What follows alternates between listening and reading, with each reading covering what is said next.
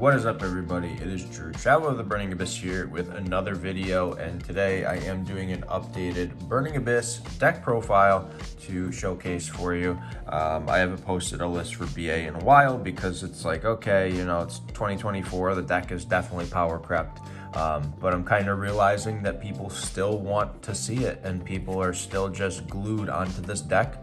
So I'm here to post a Burning Abyss update and kind of talk about some of the events that I've seen it played in recently, and a few people have actually topped with it, which is kind of neat. So let's go ahead and jump right on in. All right, so we're going to start with the BA names. We have, of course, 3 Graph. We have, of course, 3 Seer. These are the only 2 that we actually play 3 of currently. I still think that playing 3 of each of them is completely mandatory. Then I play 2 Skarm and 2 Farfa for the 2-ofs. Then for the 1-ofs, I play 1 Kagna, 1 Libic, and 1 Alec. And those are all the BA names I play. The Barbar is side decked, so don't hop in the comments yet saying where's Barbar. It's in the side deck for time, but this is the main BA lineup. Our additional monsters are 2 Fiendish Rhino Warrior, 1 Tour Guide. These are kind of standard. I still completely disagree with playing more than 1 of this card. You search it off Skarm and it's used for follow-up. You do not want to draw this card, and you don't want this to be your turn 1 play because it's going to get Asher Veilered or Impermed or something, and you just don't want that. You're better off having the Rhino Warrior than having the Tour Guide in your opening hand. And then the last monster that we play is 3 Backjack because, yes, this is indeed a trap variation. I have not posted a trap BA list in a long time, I don't think. I think the last one that I posted was more hand trap oriented. This is much more back row and actual trap oriented, and Backjack is the MVP for that. So, gotta play the Backjack. He definitely puts in a whole lot of work. That's it for the monsters, though. There are no spells in the main deck, so going right on to the traps, we have 3 copies of Rollback because this card is crazy in this deck. Yeah, absolutely nutty card. Gotta play this. Whether you mill it off Dante or discard it in some way or send it off Beatrice, like, it's still great. 3 Wing Blast. Card's really good. Additionally, for the discard traps, I am playing 3 Deinamiscus.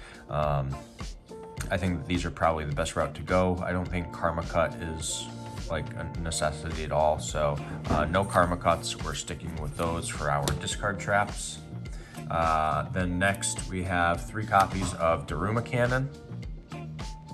This card is also really crazy. Like, you clear link boards with it, and then against Tenpai, if they have the field spell up, you clear their board because it forces your opponent to send cards. It's not via card effect. It literally makes your opponent do the action, so Tenpai cards can't play around it if the field spell is up. So yeah, really good card, and you don't care if your stuff gets Pokemoned, obviously. 3 copies of Torrential because yeah, blow up the board. Like, there's not much else to say, just blow up the board, simple as that.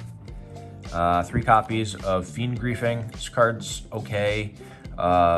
It's only like really good in this version because we play the Backjacks, so you can send a Backjack off of it, which is solid. But if there's any trap in the deck that I would cut, it would probably be the Fiend Griefing, even though it does act as like a second Beatrice. Then we have 2 copies of Trap Trick. I did want to go with a flat 40, so that being said, I do only play 1 other trap outside of this, and that's why I only played 2 copies. If you cut the Fiend Griefings, you can play a 3rd copy of this. You can play another blowout trap, and then you can play something else. But for now, 2 Trap Trick because I am still going with the Fiend Griefing. And then the last card in the deck is 1 Fire Lake because Fire Lake says send 2 Burning Abyss monsters you control to the graveyard, target up to 3 cards on the field, and destroy those targets. You don't have to pay cost with like Rollback, so you can literally just banish a Rollback to copy this and destroy cards, which is crazy. So yeah, really good. So card's absolutely nuts, really nutty actually. So yeah, Fire Lake is definitely a necessity. And the cool part is too that we play Cagna. So if your Cagna hits the grave, you can dump the Fire Lake, and then if you have the rollback in there, you already have the pops established. So yeah, card's really good. I think it's a pretty neat line from what I've been testing so far. But let's go ahead and jump on over to the extra deck now so you can see what we're really special something. All right, so starting off, we have our 3 copies of Dante. We do play 3. This variation does rely a good amount on milling because you want to get traps in your grave to copy with rollback. So 3 Dante is definitely needed. Then the 1 Beatrice, obviously, that goes without saying. 1 copy of Breaksword. Card's really good. I should probably get a quarter century of this now, seeing, you know, it got the printing and rarity collection too. Then the Zeus package, the Fortune Tune, Downer, and Zeus. That's kind of pretty standard for the most part in BA. Then the links, 1 Cherubini, cards good for link climbing. Then we have a Masquerena, which is obviously great, an SP, a Cerberus, and a Phoenix. These are all the Link 2s, pretty solid to be honest. I don't think that any of that should be different. Then the 1 Link 3 is Unicorn. During your opponent's turn, you could either make this or you can make the SP with your IP Masquerena. Sometimes you have cards in your hand that you want to discard, so making the Unicorn in some cases is actually better than the SP. You know, especially if you like have to get a backjack out of your hand, like, and it extends your plays. If you discard a backjack, shuffle one of their cards, reveal a trap that you need off the top with backjack, then like you're so far ahead because you chose to make the Unicorn rather than the Little Knight. So sometimes Unicorn is better. And then lastly is 1 Boral Sword, just because like it's good to pop with. Access code, like, is okay, but I actually feel like Boral Sword is a little bit better in this deck. You know, OTKs can come up a lot more easily with this, so Boral Sword is the play for me particularly. But that is the extra deck. Let's go ahead and look at our side deck to see what we're doing for games 2 and 3. All right, so I already mentioned that I have Barbar in the side deck, so it should go kind of without saying that the 1 Barbar is there. It's actually the only monster that I side deck. I was trying out Lava Golems, and then I opted to get rid of the Lava Golems. So yeah, we're not playing Golems, we're just playing the 1 Barbar. Then the only spells in the entire deck are 2 Lightning Storm and 1 Feather Duster for back row. If you want to play Lava Golems, you can swap these out for Golems, but I'm playing these because I think that there should be some level of back row removal in the side deck, and I wanted to make sure that I had all of that established because it's pretty important. Then we have, for the rest, which are all traps, we have 3 Skill Drain, because this deck doesn't really worry that much about like effects on the field. You can clear stuff with your trap cards, which is crazy. 3 copies of Threatening Roar, because Threatening Roar is actually pretty crazy against Tenpai. Just make it so your opponent can't attack, and it's basically a turn skip for them, which is really good. Also a turn skip for them is Dimensional Barrier. It's also good against other decks too. It's not just good against Tenpai, good against Branded. There's a bunch of decks, good against Melodious, like that kind of stuff, good against Voiceless. So yeah, really good card. Then the 2 blowouts are Elemental Burst and the Mayakashi Trap. So Elemental Burst makes it so you basically get to destroy all cards on your opponent's side of the field. Just by having this engrave and the rollback, you banish the rollback to make this effect be copied, and then you just destroy all cards your opponent controls. You don't have to pay the cost because rollback copies the effect. And then the Mayakashi Trap basically just makes it so your opponent can't special summon from, well, it makes neither player can, but can't special summon from the hand, deck, or extra deck for the rest of the turn. Once again, you don't have to pay cost with rollback.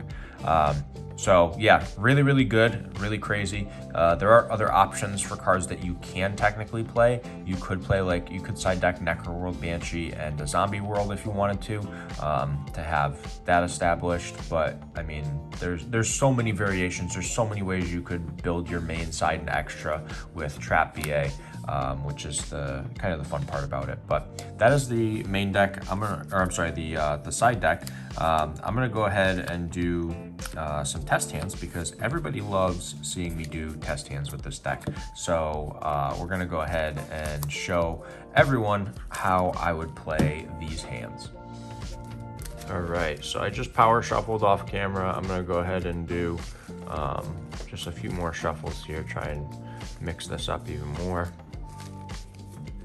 Perfect, should be good. Hopefully we have some decent test hands so I can at least show you, how I would play a lot of these lines. So let's start with our opening 5. 1, 2, 3, 4, 5. Okay, so looking at this, we're probably going to normal the Scarm and special the Libic. That's just probably what's going to happen. Then we're going to overlay for Dante. We're going to detach the Scarm specifically because we normal summoned it. And we're going to mill 3 cards. We hit a Graph and a Seer. The Seer is not ideal, but the Graph is okay. The Graph's actually really good. So we're going to go Graph effect to special summon a Seer from deck. And then at this point, we can link our Dante and our Seer to make our IP Masquerena. And then our usual chain here, Seer 1 target Dante, Dante 2 target Seer. Seer comes to hand, summon the Dante, and then we discard the Seer to summon Beatrice.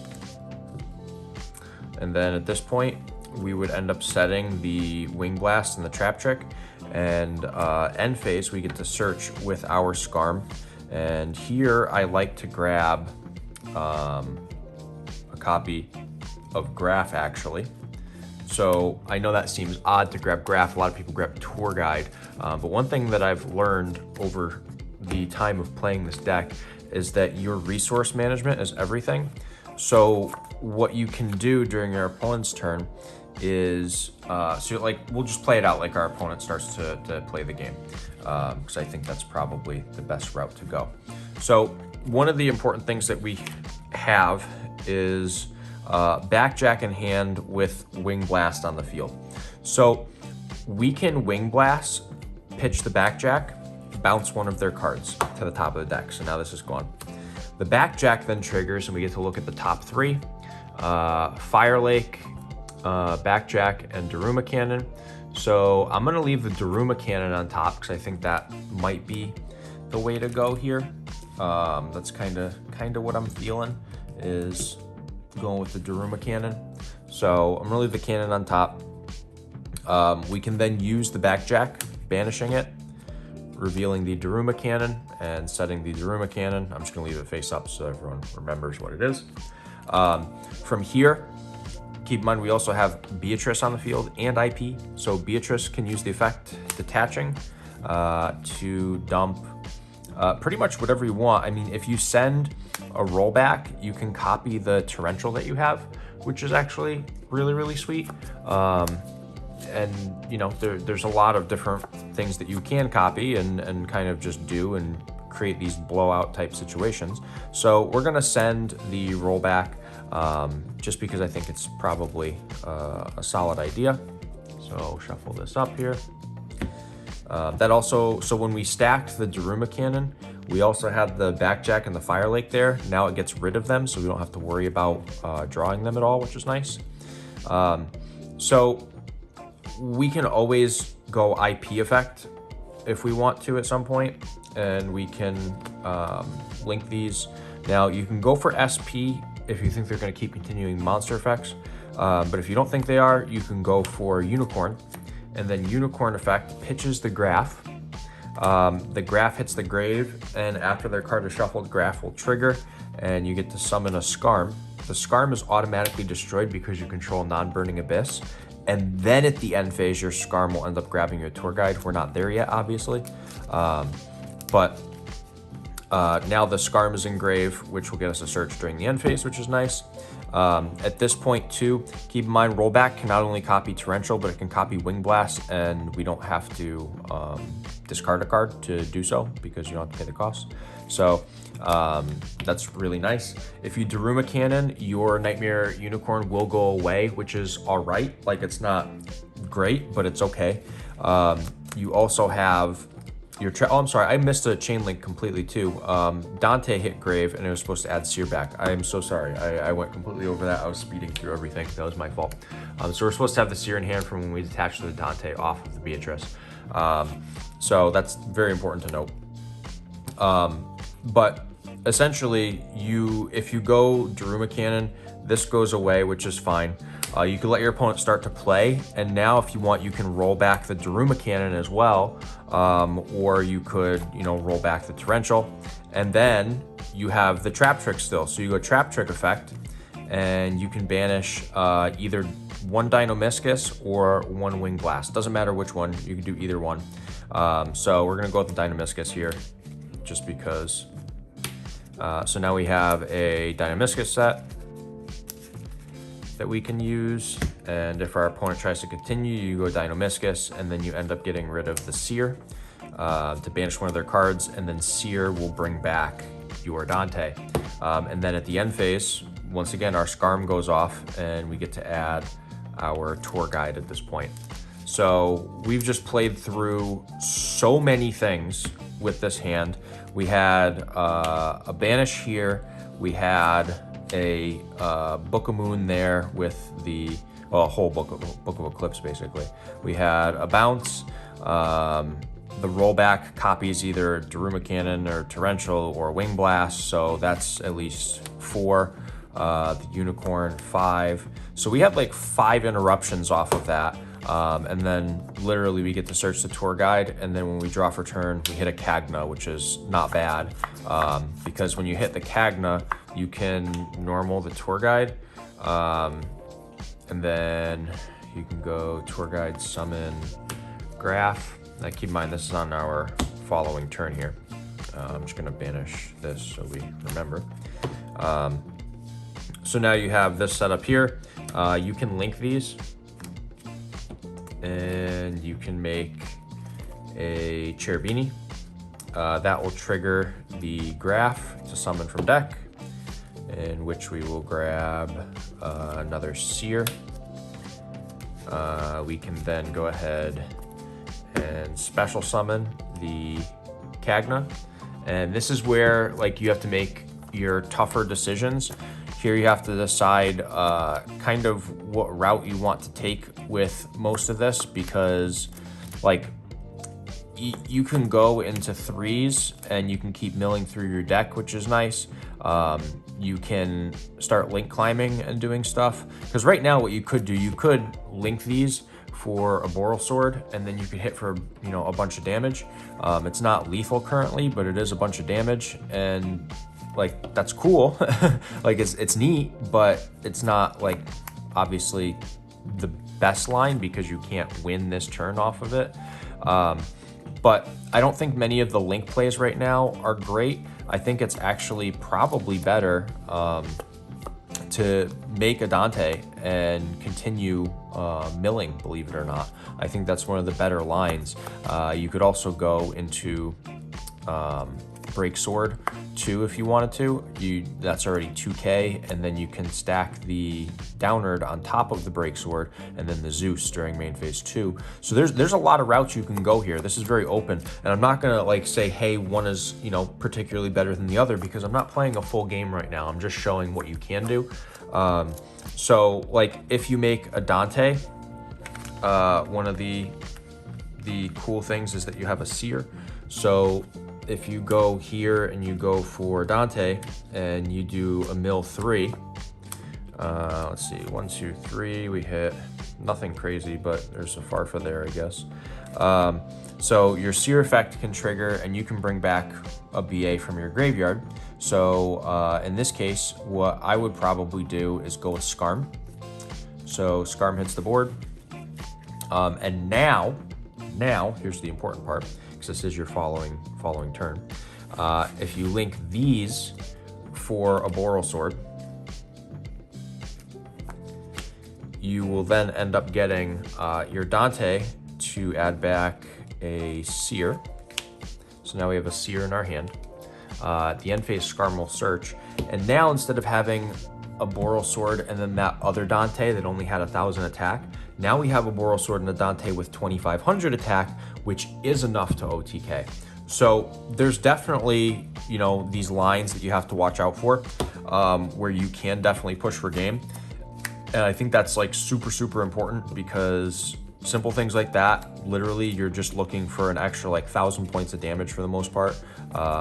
So you have to be able to look for those lines. If we'd gone through link climbing, we probably wouldn't have been able to do that. So knowing that we were able to do that is fantastic. So that's test hand number one.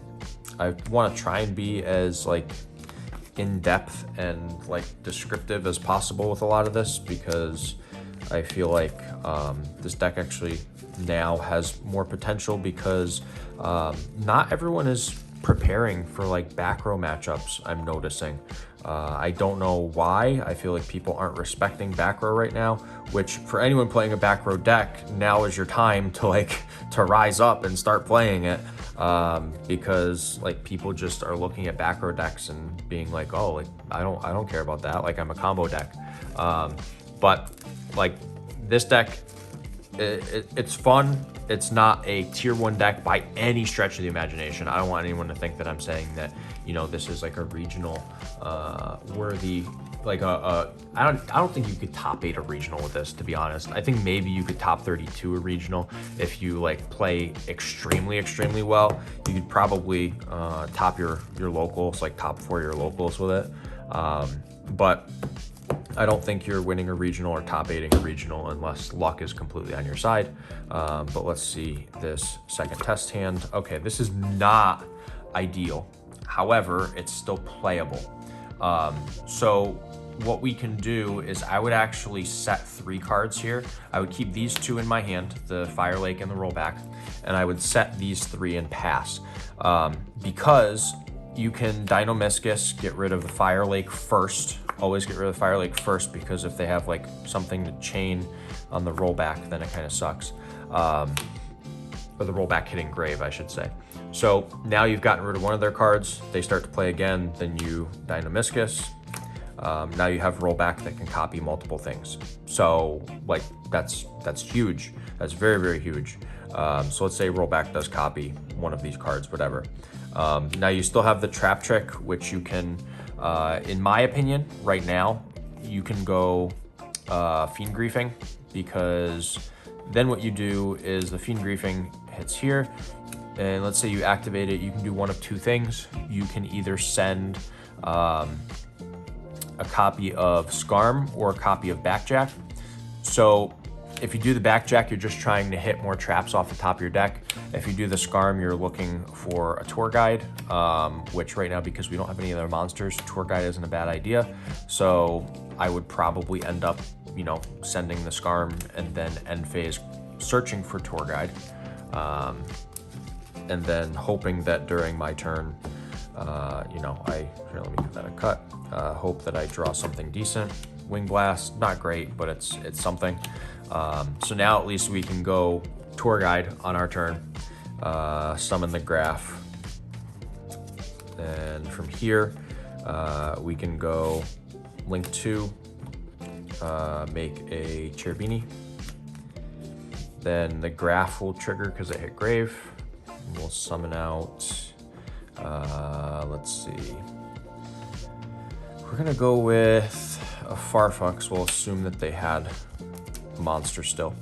Then Cherubini effect can send, and you're gonna wanna send a Seer here. So Seer hits the Grave, and Seer can revive your Skarm. So Skarm comes out. You can then overlay these, and you make whatever 3 you'd like to. It's probably best to go for, well, actually it doesn't really matter, because if you like, let's say you go Break Sword, okay? and you break Sword Effect, and you just destroy your Cherubini and one of their cards by detaching this Scarm. If they have nothing left, you hit them for 2k, and then main phase 2, you make a Zeus, and then you set the Wing Blast, and end phase your Scarm searches, probably for a copy of Graph or Seer. I think we should go with, we have the Farfa, so we're gonna go with the Seer. Because then what we can do during our opponent's turn again is we can Wing Blast, pitch the Seer. So one of their cards goes back, and then Seer will trigger to summon one of your BAs. You can probably go with like a Scarm, because then you get more follow-up search. So this goes automatically, and then you can also Zeus them, which gets rid of their board. And then end phase, your Scarm can search for you again. So like, even though it wasn't a great hand, we still played through so many cards. It's like, okay, our opponent has only so many resources that they can go through before they have nothing left that they can do. So if you're putting up 4 or 5 interruptions, they may not have anything to keep playing, and then you've just outgrinded them, and now you're just playing a simplified game state, which is exactly what you want with Burning Abyss. Like, Burning Abyss and Sky Striker both do this extremely well, where once you get your opponent into a simplified game state, you just outgrind them. And once you outgrind them, like, there's almost no winning, which is great, because like, that's what you want. You don't want them to win. Like, you want to go ahead and outgrind them with your resource management. Now this is obviously a lot easier said than done in most cases, but you kind of get the point. We'll do a third test hand here. All right, nothing. Once again, this isn't great, but it can still play. So because we have 2 discard traps and only 1 BA, I would probably end up setting only one of them. So I'd probably keep like the Wing Blast, and I would set like Dynamiscus, Torrential, and Daruma Cannon, because then during their turn, I can Dynamiscus pitch the Wing Blast to get rid of a card, and then I have Torrential and Daruma Cannon on board. Let's say I have to use both of them. Cool. Now we just hope that I draw a BA name. We do, and we draw Graph. Like, there it is. That's just combo. Like, just normal the BA, special the BA, make the Dante, or make the Cherubini, whatever you want, and just like play the game. So that's the great thing about the trap version is, like I said, you basically just kind of out-resource your opponent, and like you kind of put in work there. I'm gonna kind of simplify some of the test hands, because that one was very easy. That one literally, like, you saw trap cards and then you saw a Burning Abyss card. Like that. That's literally how it worked. It was very, very simple. But once again, one more shuffle here. We'll draw 5. 1, 2, 3, 4, 5. So this is like one of those hands where it's unfortunate that we drew Graph or Rhino Warrior. Like, I would want one of these cards to be different. Like, you can still do stuff, like you can go normal Rhino, special Graph, overlay. You make Dante, and then Dante mills 3. You want to make sure that you detach the Rhino here.